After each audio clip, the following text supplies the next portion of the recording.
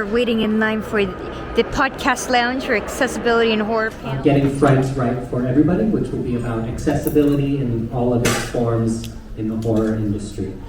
There are a lot of topics that I am completely unqualified to talk about, and this is one of them. And I'm really happy that we have such incredible experts to contribute to this discussion. So if I can just introduce each one, and then I'll have you come up. First, we have Maria Pasta Rago, who is a project specialist and assistant producer at Knott's Scary Farm. Currently oversees casting and training of talent as well as creative development. We also have Caylin Botsford. They are an expert on media accessibility across multiple platforms. They've written and produced closed captions for numerous properties and recorded narration for Amazon and Disney Plus titles for accessibility. And last but not least, we have my friend Monica Folletta, who is a deaf performer, scare actor, and an incredible advocate for people in the deaf and hard of hearing community. So please join us, Monica. And we have Pro Bono ASL here as well, providing interpretation for all of us today. So, big welcome to all of you. Make yourselves at home. Thank you all so much for being here. This is really a pleasure.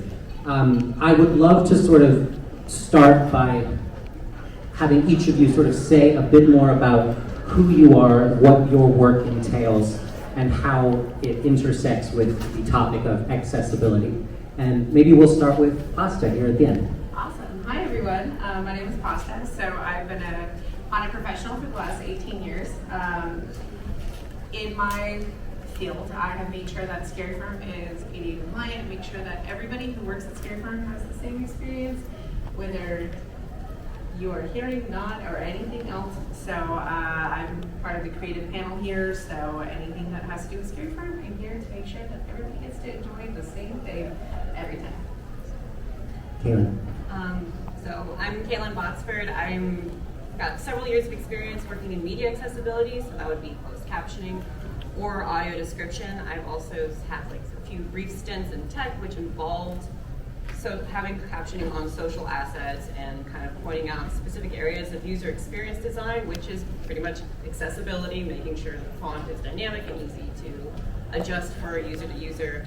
I'm also a performer, so that doesn't really tie too much to it, but that is kind of my whole deal. And Monica.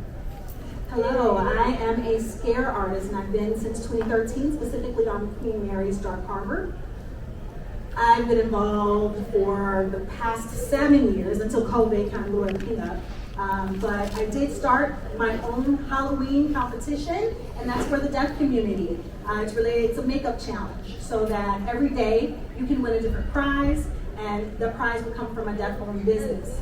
And it's something related to Halloween. So we try to expose different people to different things in the deaf community, and hearing people as well as it relates to horror. So I feel like the horror community needs to understand the deaf community more than, we're not abnormal, we're normal people, and we need to have that connection as well with the horror community. I feel like I've tried to advocate with the deaf community to provide access, whether it's going to different horror places to experience horror, is something we need more of. Thank you all so much. I'd actually love to start with Monica, because Monica and I, we performed for many years at Queen Mary's Dark Harbor. I played the ringmaster there for many years, and I often marveled at how Monica had a completely different sensory experience than most of us as a performer, and yet she gave us some of the most incredible performances I've ever seen. And I'm curious what the experience is like as a deaf performer in a scare actor community is. How do you approach the work that maybe most of us who come to events either as guests or as performers ourselves aren't even cognizant of? Oftentimes, as it relates to starting something new in this horror community, we are facing the unknown. We don't know what to expect. So I had friends who said, why don't you audition for the Dark Harbor at Queen's Mary? And I thought to myself, okay, it wouldn't hurt to try. At least, I could do it once and see if they're interested. So I showed up for my audition, And I thought I would go ahead and sign something, and someone was signing to me there. And I thought, okay, well, it should be easier to work with people here because a couple of people signed. But everyone there was so very friendly. I met friends there who knew a little bit of sign, and there were deaf people to be able to help us kind of figure things out. And from year to year, I started to notice an improvement in how deaf people were hired, how they were provided interpreters, how their audition process was accommodated, providing interpreters for the orientation even, or even at the end of the year party, the rap party, interpreters were provided. So it was more inclusive and more friendly for us. We have a long way to go for sure, and that's where I feel that we can do more work in terms of opening up and inviting more people to join the horror community. So I feel like that's a bridge that I'm here to be able to connect the hearing and deaf communities, because we still need so much more in terms of accessibility for the disability so that people don't see it as a problem. We just need access, and it's just something a little bit different than what other people require. What would you say is, for those people who are also in the deaf or hard of hearing communities that want to become involved in the horror industry, what are some good first steps or first resources that they should be seeking out to know that they're not alone in that space?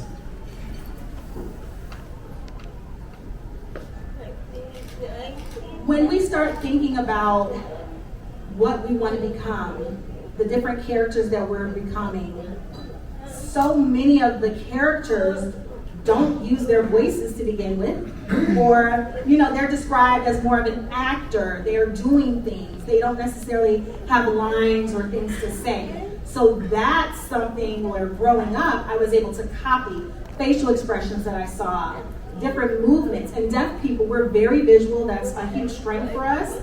So sometimes it's like, hey, you might not be able to do this character, but you can potentially do this character. They don't necessarily have lines. You can act it out. You can do what needs to be done to provide the scary experience. Hearing people often don't think about that, and so they deny us off the bat. But when they see us, when we audition, we are able to get these roles, but we can't get the roles if we don't show up. Thank you. Thank you so much. Pasta, I'd love to ask, and Caylin as well, as creators and as people who are actively making sure that accessibility is at the forefront of the creative process in your respective industries. Pasta, I'll start with you. At Knott's, for example, how do you and your team approach accessibility and making sure that your guests and your performers have an experience that is solid across that front? Well, first and foremost, we try to make sure everybody has. Can you hear me? Okay. First and foremost, we want to make sure everybody can have the same sort of experience, regardless of it. We want to make sure that when it starts with the creative process, that everybody can enjoy the same experience. When it comes to our associates, and you can see in the back actually here, we have one of our performer talents right there.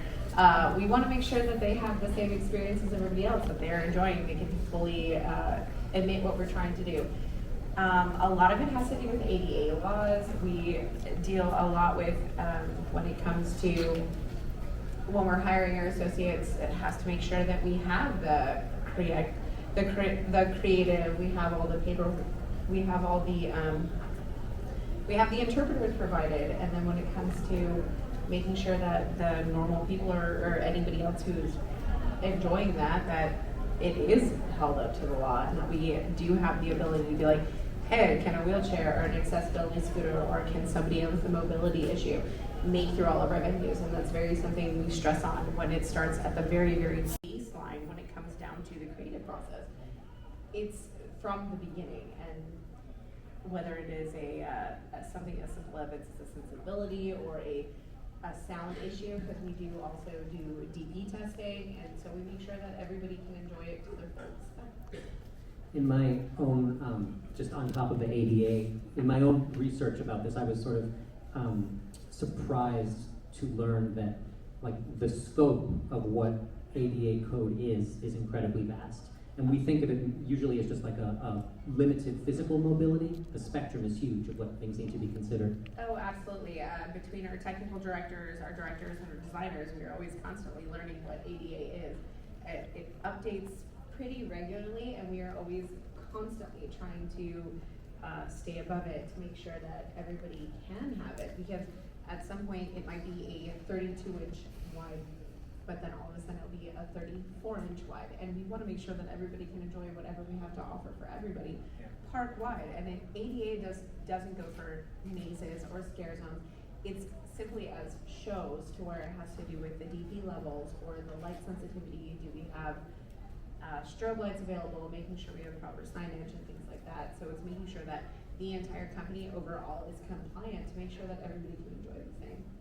Is there a specific process when it comes to auditioning and hiring your talent, that people that might have disabilities on that front? Well, we try to be inclusive for everybody.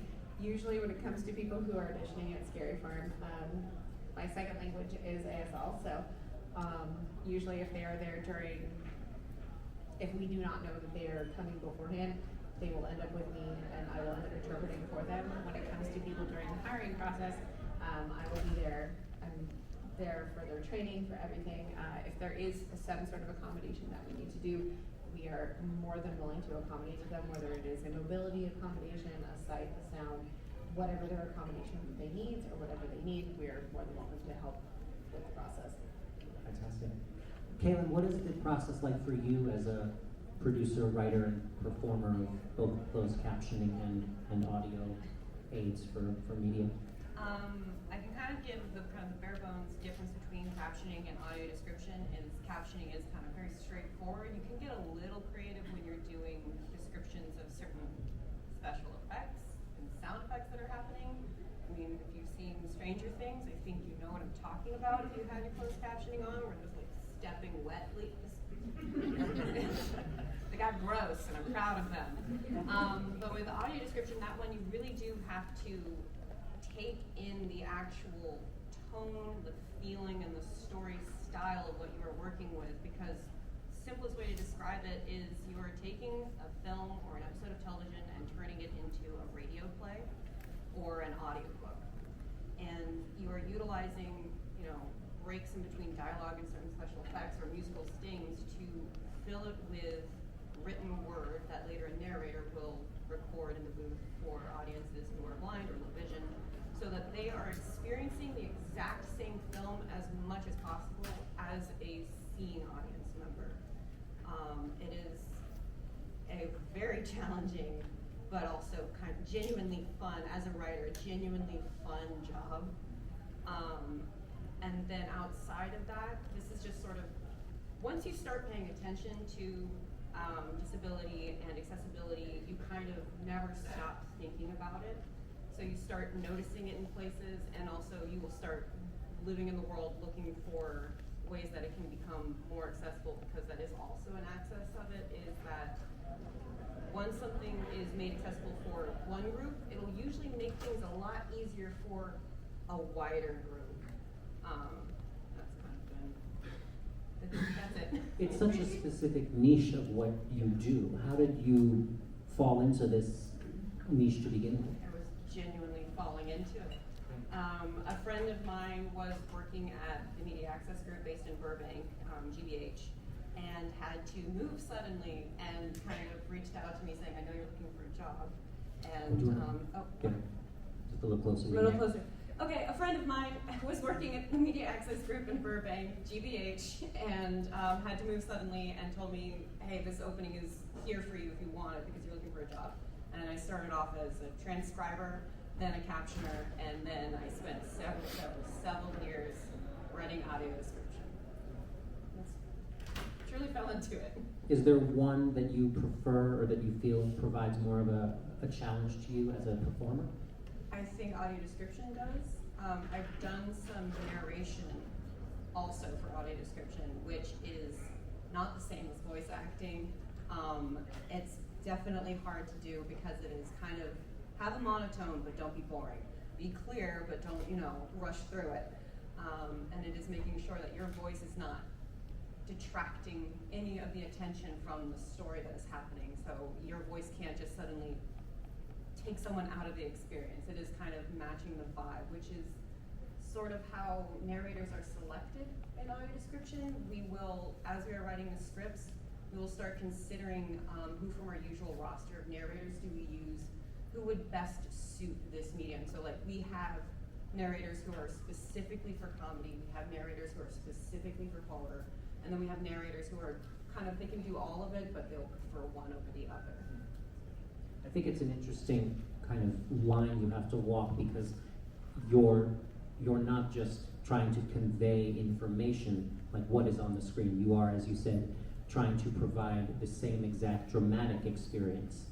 So, because when you go to a haunt, for example, person in a wheelchair maybe can't go through the same claustrophobia hallway that everybody else can, but there needs to be an alternative route that provides that same dramatic experience.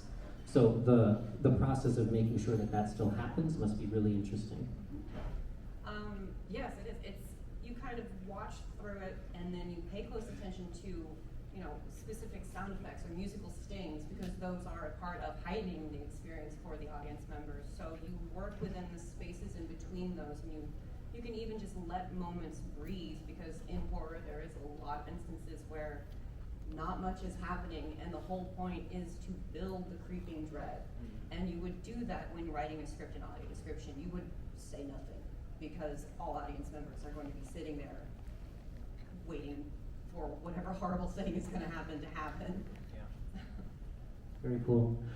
Monica, I wanted to ask you, because we've obviously spent so much time working together, when you're on set or when you're performing and you have to rely on other senses to connect to the audience, to connect to the space that you occupy, what is the physiological experience like for you to navigate such a high intensity, high stimulus space like the Queen Mary's Dark Harbor that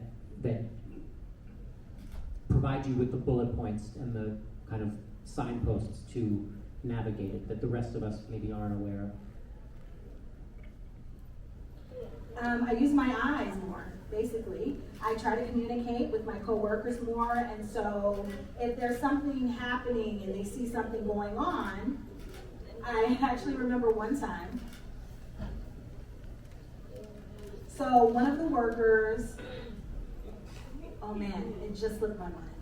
Dang, I had a perfect time. Was I involved with that? No, ask the question again. I was just curious, when you're on site and when we're dealing with so much stimulus and there's so much lights and, you know, people, how do you sort of make sure that as a performer you're both kind of safe and creatively involved, but you don't have the same sense of the space as the rest of us? You have a completely different sense, which is fantastic. I'm curious what that is like for you. So yeah, I do like a group. We used to have like a safe space for my group, their area where we would walk. So people would see me as I'm performing on stage, and I would communicate via my eyes with the audio people. So like I do hey, go ahead and start the music, and we would just connect visually, and then the music would start. Or if it was almost time, somebody in the back would raise their hand and make sure that I connected with them, and then the hand would drop and make this little fist, and I would see them off in my peripheral vision, and so I would know, because obviously I'm not relying on any auditory information. So we would develop different, I guess, low-tech ways to communicate with one another on stage. Sometimes it's dark in there, and I'm like, what in the world is going on? I can't see anything. But I know where to look. I know where the visual cues are coming from, so that helps, having those different low-tech methods. As I work with different people on some of the different stages, or if someone tells me, hey, go out that way, I make sure that I'm angled in a way that I can see what's going on. Because as someone who's visual, that's the way I get information.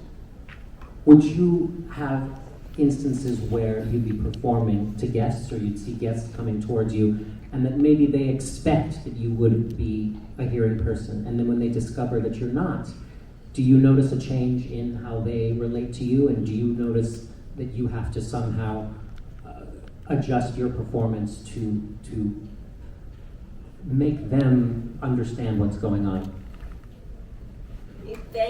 I think my characters are very easy to you feel creeped out with them immediately. And obviously my characters are not going to be ones that are saying anything to you. So I'm washing the window and I'm doing something in a way that's very foreboding, and so people are already creeped out. So it's very easy for me and for people to understand.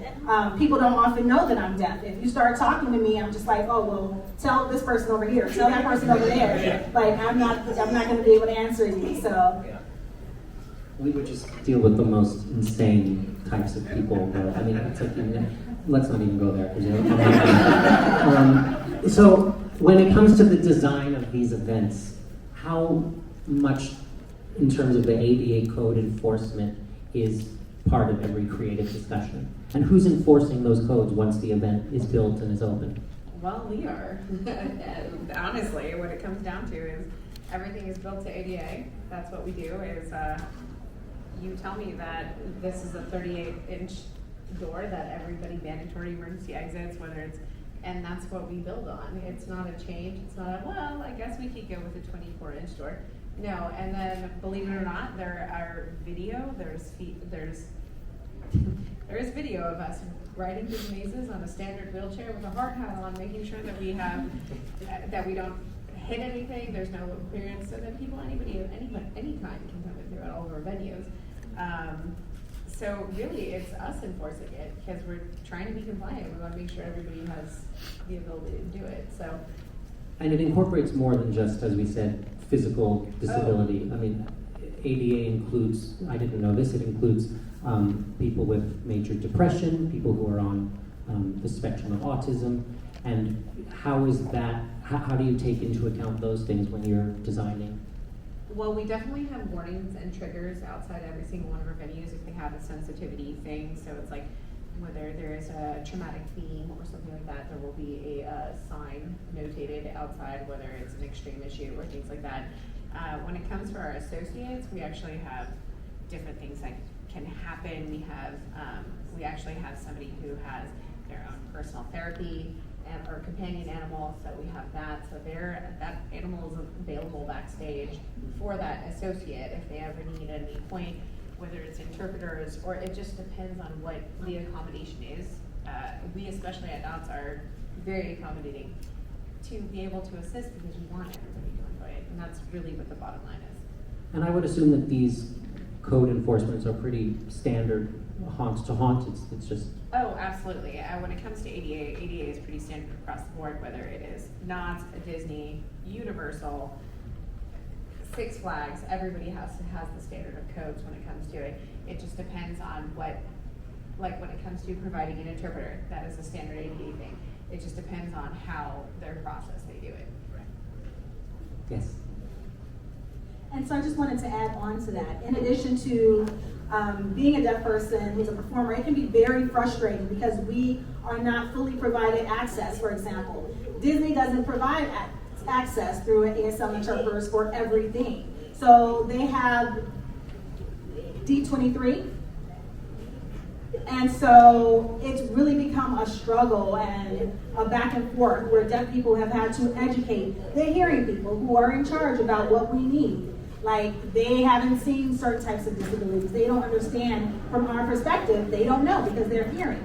So it's important for them to know that, you know, we have needs that cannot be ignored. Or sometimes they didn't realize, oh, we didn't know. And so it's important for people in those positions of power to learn. It seems like we just need more education across the board, starting at the very base level in any of these industries as to how we approach and normalize people of all abilities.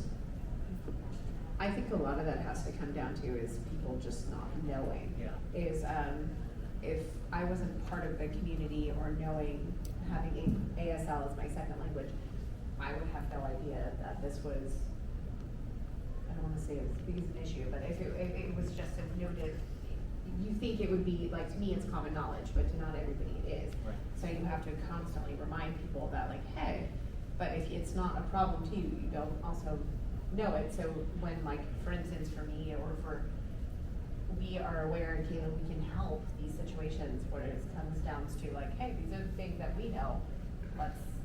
We can bring it to the attention because we can be the pain in the rear. Yeah. It kind of really is the sort of thing, like, you don't think about it, if you don't have to think about it, that kind of seems to be the baseline rule. That is just the general human element about it, where it is you kind of, we are a communal creature, but we're also very insular. So experiences that are outside of our own, we don't think too much about it. So I think the reason why I know so much about specific areas of media accessibility is because I worked in it. The reason why I have an understanding about, accommodations for people who use mobility aids is because, surprise. And also when it comes to sensory sensitivities, I'm on the autism spectrum, so I'm already aware of just the general things to keep an eye out, ways to be ready to accommodate and to kind of draw back. So if someone is having an overwhelming sensation, you can help them out. But if you don't experience that yourself, or you don't intentionally involve yourself in learning about that, you're going to miss it. And it's just involving yourself in it. Also, be ready to be embarrassed, because you have good intentions, but you are going to mess up, because that's part of learning, is messing up. And if someone points out to you that you have done a faux pas or you've done something harmful, accept it, learn from it, and build off of it, because you're gonna be embarrassed a lot. So I will, to that point, I will just quickly share how I embarrassed myself at the very beginning of our Zoom call. It was just Monica and I. Interpreter had not showed up yet. Caylin and Pastor, you weren't there. It was just Monica and I was trying to test. I hate Zoom. I hate all that stuff. I couldn't figure out if my tech was working properly. So what do I type in the chat to Monica? Can you hear me? I was just like, oh God, because I'm so used to, I'm so used to that is just what you do when you're trying to confirm what the hell's going on. And Monica, being the saint she is, she shows me on her phone, it's all good, don't even worry, we have a laugh. But it was just, it was exactly what you just said.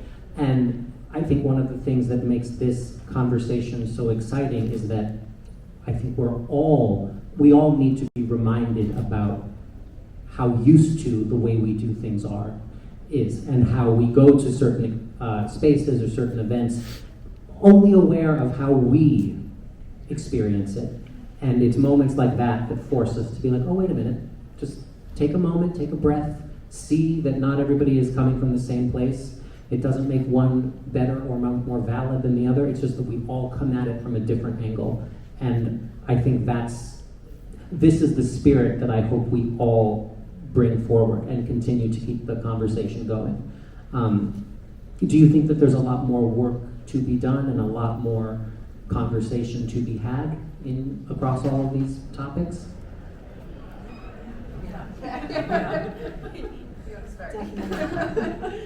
Well, yeah, it is an evolving way of accommodating. People are learning more and more how to make their spaces more accessible to folks, but it's also, the disability community is a very diverse community, and the way someone who has a disability navigates the world is going to be different from someone else who has a disability. And that is just kind of, the work to be done really is just following the regulations and then getting really creative with it. Just kind of think outside the box and also talk to other members of the disabled community. I think you just nailed it on the head. It's right there. Is that I feel like there's this, as somebody who is fully able-bodied, I don't have any sort of physical disability that you can see, and it's one of those things where there's no discussion. Is they need to bring other creatives and other people in the room to be like, hey, what would be good for these people? What could help them? What could have them benefit the situation? Versus just being like, hey, just because I'm a hearing person, I'm going to make this judgment, or just because I'm able-bodied, I'm going to make this Bless. So it's just one of those things that I feel like a lot of the times anybody who is in this community is left out of the conversation, and there's a lot of people who need to be brought into the conversation and probably could do the community, whether it's the horror community or the entertainment community in general, would probably do a lot of good. Yeah. Who those people are, I'll let you know. But they're everywhere, aren't they? They are. Speaking of just within the horror industry, there is the Oregon School for the Deaf they have something I believe it's called the Nightmare Factory. Yes. And they've been going since 30 years. 30 years. Wow. Okay. Yeah. And I think it's nice to remind people in our community that, you know, while Southern California is such a hub, we have spaces and events like this all over, don't we? This is actually very exciting. They are coming down to Scary Farm to celebrate their 50th, and there's a chance I'm going up there for their 30th. So, yeah, they are coming down to meet. They left, but we had a group of our deaf associates who are here. But yes, we have a group of people who are going to come celebrate. It's a school that I'm sure Monica's going? Yes. From OSD, we have some people here. Oh, great. Washington School for the Deaf as well. Oh, I did not know. So Washington School for the Deaf is now defunct, and so everyone moved over to Oregon School for the Deaf. Okay, great. Yeah, no, you guys are celebrating your 30th, and we're going to come celebrate you. They're going to come celebrate us. That's so exciting. That is fantastic. And is that a completely hard of hearing deaf performed haunt that they do? Yeah, it's a school for the deaf where everyone is deaf, all the students are, and the staff as well, and so they'll be doing all the haunts.